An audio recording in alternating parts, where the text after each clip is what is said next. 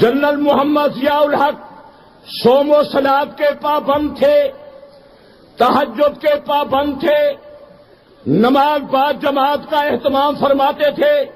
اور آپ حضرات کیوں بھول جاتے ہیں اقوام متحدہ کے اجلاس میں جہاں اللہ کا نام کسی نے کبھی نہیں لیا تھا، جنرل محمد ضیاء الحق نے وہاں قرآن آپ نے تو نعرے لگا دیے، وہ بات میری نہیں سنی۔ جنرل محمد ضیاء الحق صاحب اقوام متحدہ کے اجلاس میں قرآن مجید کی تلاوت کرائی،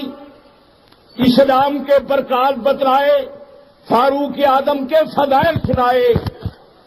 میرے خیال میں شاید کوئی عالم اگر ہوتا تو وہ بھی ایسی تقریر وہاں نہ کرتا۔